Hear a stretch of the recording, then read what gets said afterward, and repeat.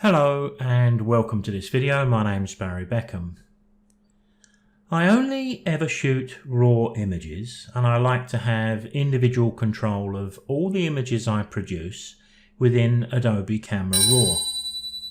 I'm not opposed to making use of any techniques that speeds up the image editing process as long as I don't have to compromise on my individual control. What I want is the best of both. I want my cake and I want to get to eat it too, and I hope that old saying isn't lost in translation. Whenever we're capturing a batch of images, even in similar lighting conditions, we know that if we're shooting to the left instead of the right, it can make a big difference to the exposure and even the colour balance of the images, as can the subject we're shooting. Here, that subject is humpback whales. Now this means that we can't use a global batch process to manipulate all of the images. There's enough variation within them to prevent this, especially if you're a fussy old person like me. So if we wanted to make an audio visual using a fair number of these images, we could have quite a task on our hands. We would need to open each image up into Adobe Camera Raw, and to manipulate that image maybe we'd use 6 sliders, maybe more. We'd then need to open that up into Photoshop. We would need to perhaps convert it from 16-bit to 8-bit, maybe from a smart object to a standard layer. We then would have to save it to a folder of our choice as a JPEG, and then of course go back and repeat the process. Now I want to speed up the process, and what I want is what I said earlier on. I want the best of both worlds, which is what that old saying means. I want to have my cake and eat it too. So if we were going about this for an audio visual, my first decision is to make my audio visual as an MP4 60p video. So how is that going to help? It just means that I can create the images and not have to crop or resize them in any way, because the final video we publish to is the deciding factor here. Now, as an unintentional spin-off from this, there is another advantage, especially if you're an audiovisual enthusiast. If I wanted to create a 4K video at some stage in the future, then the images I'm preparing for my slideshow are already sufficient quality to achieve that too. But even if you're not an audiovisual enthusiast, these techniques are worth knowing. In the batch of images you've been viewing here, they were shot during a 5-hour period in the latter part of the day. If we look at them, we can very easily identify smaller batches within the whole, where perhaps we could share the manipulation, but we certainly couldn't do that with all of them. All of these images were shot with a Canon 100 to 400mm zoom, and the ISO used was 400.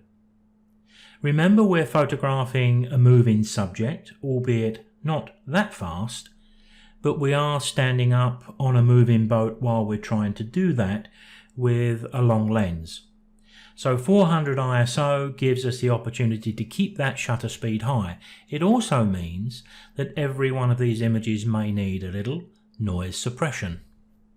So applying a little noise suppression to all of these images may be something we can begin with. Let me just pick one of these images. Let's pick this one here. I'll double click and we'll open this up into Camera Raw. I'm going to right click and choose to zoom to, let's have a look at 200%. Holding the space bar, I'm going to click and drag so I can see a little bit of the sea. We don't have a serious problem with noise, but I'm still going to address it. So down to the Detail tab on the right hand side, and I know from experience if I come up to about 30, 35, it takes away enough of that so that I can see the improvement, but it doesn't go too far and make the image cartoon-like. So I like to be able to see just a hint of noise here. So I'm removing some, but what I'm going to do next is go down to the bottom right and click Done, which doesn't open the image up into Photoshop, and we'll need to navigate back to Bridge. So if I go down to my bottom bar and I go back in, there's the image we've just changed. So let's apply that noise suppression to every single image here. Right click on the one we've fixed, go to Develop Settings and Copy Settings. Control A will select all of those images, right click again, Develop Settings and choose Paste. And OK. Every single one of those images now has the noise suppression in place.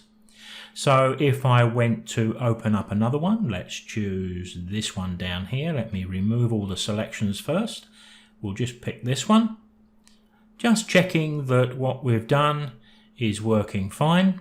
Seems to be stalling for a second or two, but there we can see the detail and we've got the noise reduction set to 35. So there's the first step where we've saved quite a bit of time. Let's go back into Bridge. Now you'll notice as we've been looking at the thumbnails in Bridge here that many of them have a coloured label. I've only done that just to isolate batches within the whole batch. For example, these that I've highlighted a couple of times, I give them a red label because I think we can give these one set of manipulation and it should work with all of them. And we can do the same with the yellow and possibly the green and the blue and even those down at the bottom here. One other thing we can do in Bridge is we can use Bridge a bit like a light box. For example, I've got a yellow image or labelled image here, one here, here, here and here. I've selected those by holding the Control key. I can click and drag and drop them next to the other yellows. So if I wanted to manipulate that entire batch, I can do so. But let's start at the top of the screen. I think these ones I can use one process. Maybe it will stretch the point with these few, but we'll take a look. At first glance, they do look as if they're wildly underexposed, but they're actually not. But let me just pick one of these. I want to pick one with some white in it, so let's just pick one. I'll double click to open that up into Camera Raw. We know the detail, the noise suppression's been done, so all I've got to do here is to bring the exposure up. The white's a little bit over the top, so I need to take the highlights down.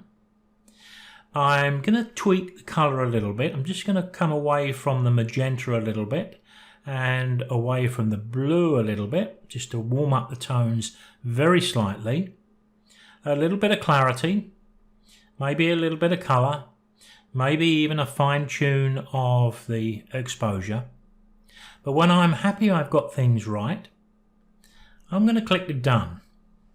But now, of course, nothing happens apart from the fact that those settings have been applied to that image. But if I go to my bottom bar and open up Bridge, there we can see the image. So once again, as we did earlier on, right click, Develop Settings, Copy Settings, then I can select them all, right click and paste the settings. So back to Develop, into Paste and OK. Now that batch looks pretty good to me, and there's quite a number of them. Many of them look very similar, and we wouldn't want to use every single one in a slideshow, but isn't it nice to have a number of images like that from which we can choose the ones we want to display? Now we do have a row of images down at the bottom which were quite a lot different to the ones we've just done here. So we'll ignore the ones in the middle, but you get the idea. I could do all of the yellow labelled images, I could do the green, the blue, and I'm sure if I looked further down the batch I could do more in one go. But let's just take these along here. Let's take one image and double click. This one, of course, has been exposed slightly differently. We're obviously looking in a different direction, and the light now is bouncing off the water. So we're almost certain to want to kill some of those highlights. We're going to want to drop the exposure down. We're probably going to need to lift the shadows, and once I've done that, I can see a very slight magenta cast. So I'm just going to tweak that towards the green a little bit and away from the blue, just as before. Once again, a little bit of mid-tone contrast via clarity, and if it's needed we can add the vibrance we want and click done once again. Once we're happy with that, it's back into Bridge once again. Right click, and it's a repeat of what we've just done. Copy the settings, click the first image, hold the shift key, click the last, right click and apply, paste, OK. So that speeded up the process pretty well. Now, although we've managed to manipulate two batches of images here, we could continue, of course, and quickly do the remainder. But we still have raw images. We still need to get them into a separate folder as JPEGs, possibly at level 6, so we can use them in a slideshow. Well, here's a way to do that. I'm going to select all of those along the top row. I'll leave the bottom row off because I could add them, but just for, or in the interest of speed, I'll just do one batch here. But what we're going to do is go up to the tools at the top left of the screen. We're going to choose Photoshop and we're going to choose Image Processor. Right at the top there, you can see that unless we tick this box, it's going to process the files from Bridge, which in our case is 9 only, but as I said a moment ago, it could be many more. In number 2 section, it's saying, well, where do you want to save them? Well, I'm going to save them in the same location. It's not going to overwrite the raw files, it's actually going to create a new folder for us. So all I'm going to do now is move to number 3. Yes, I want to save this as a JPEG. I could save Photoshop files and TIFF files if I wanted to, but I also get the opportunity to adjust the quality, anything from 6 to 12, but here I'm going to choose 6. I don't need to resize my images, and I don't need to run any actions, and I don't actually need to include the ICC profile. So all I need to do is to click Run. What Photoshop is going to do is to take all of those pictures, open them, save them as I've directed, but it's going to put them into a folder called JPEG. And that folder is going to be perfect for our needs, in our case for an audio visual. But of course, if we was just saving finished images and we wanted to speed up the process, then of course this sort of technique would work for that style of project too. Now when I bring you back into Bridge, the images are still highlighted, but what you may notice up here is we've got another folder that's been created through that process. So if I open that folder, there you can see the images we've created. They're all JPEG images now. They haven't been resized, but they're all considerably smaller, but we've got the full resolution to use for whatever the project we had in mind. Now, one of the good things about this technique is we really do have our cake and we can eat it, because from time to time, even speeding up the process like this, we may find in a batch of images, I don't know how many we've got here, 1, 2, 3, 4, 5, 6, about 9. Let's say we wanted to use this one, but it came up just a little darker than we would have liked. Now we're working on a JPEG image. Well, I don't think that's a great problem. If we took this into Photoshop and just tweaked it a little bit, no one's going to notice. But if we did want to go back and work on the raw file, of course we still have it. If I go back to my Harvey Bay folder here and go back to number 6, if I double click, that will now open straight back up into Photoshop, exactly where we left off. No changes. So if I wanted to give it a little tweak upwards, I can do so. Sure, I would probably then open the image into Photoshop and save this, maybe over the top of the other one, but now I'm only working on one file. I haven't had to work on every single one individually. Now as we come back into Adobe's Bridge, you can see that I've highlighted the batch of images that we manipulated a few moments ago at the bottom of the screen. I'd like to take you back into the Tools menu and also down into the Photoshop menu and then to Image Processor. I don't want to change anything in section 1. We're going to process files from Bridge only, and we only have 10 images highlighted. No change in section 2, but I'd like to add to section 3. I'm going to tick the box to resize the images, and let me explain the reason I'm considering this. I'm working here on a fairly modern desktop PC. I use a camera that records 30 megapixels and 45 megapixels. So my PC can cope with those files if I wanted to make a slideshow or I was using them for some other purpose. But if I was using a 5 or a 7-year-old laptop, then I may want to reduce the size a little bit just to take some pressure off the laptop I'm using. And to do that, I could tick the box, and what I could do, I could put a width and a height in pixels. The images we're using are standard images from an SLR, and they're 3:2 aspect ratio. So a good value in the width might be 4,000 pixels. So if we wanted to make a 4K video, we possibly could. And if I put in the height 2667, that's going to retain the 3:2 aspect ratio. Now when I click Run, Photoshop is going to do exactly what it did before. It's going to open up every image for us, and it's going to do exactly the same as before. We're going to lose that raw status.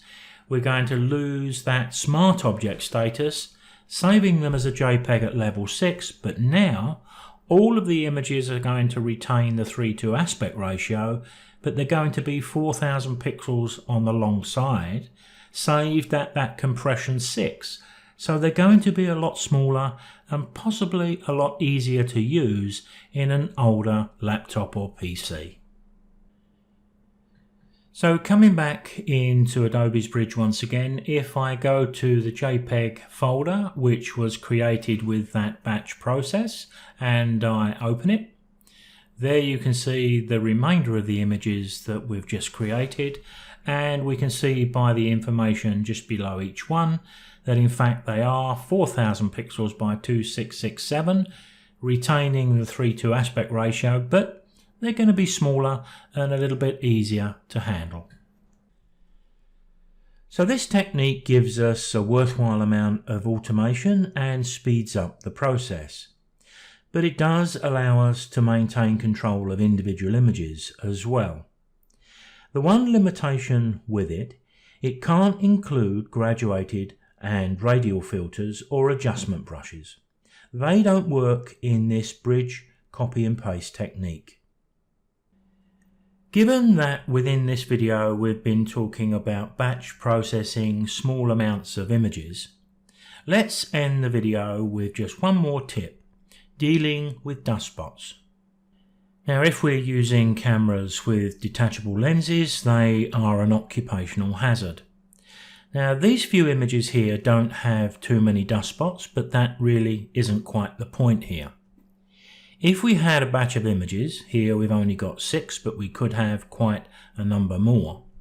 What we can do to deal with the dust spots on one image and have those repairs transferred to all of the others is first to select them all and then to hit the Enter key to open them up into Adobe Camera Raw. Once we've got them open, we can hit Ctrl A to select all of those thumbnails down the left hand side. Now we can deal with any dust spots that need our attention. Let's go over to the option on the right here. We're going to choose our healing brush. I'm going to turn on the visualize spots, and you can see there's just a few spots here. So let me fix them. There's one there. There's one there. Now it doesn't mean there's not going to be the odd one we may miss, but generally speaking, if we're careful in this window, in fact I think there's one down there too. If we're careful in this window and we push the visualize spots up as high as we need so we can see any of the problems we have to fix. Once we've fixed those problems, when we click Done, if I go back into Bridge once again, and now I'll just open the last of those. It was this one we was looking at a few moments ago. So let's open up this one. Because if I go back to that healing brush, we can see that those little spots have been dealt with on this image and all those in between. Now that's a very useful shortcut. If we just stop and think about dust spots for a moment, they're always going to be in the same position within the frame. So if we've got a batch of seascapes or landscapes where there's quite a lot of sky on show and the dust marks may be seen, well then we could highlight, in our case, 6 images, but it could have been 60 with exactly the same effect. And of course that would encourage us to do a much better job because we've only got to do it the once. I'll see you next time.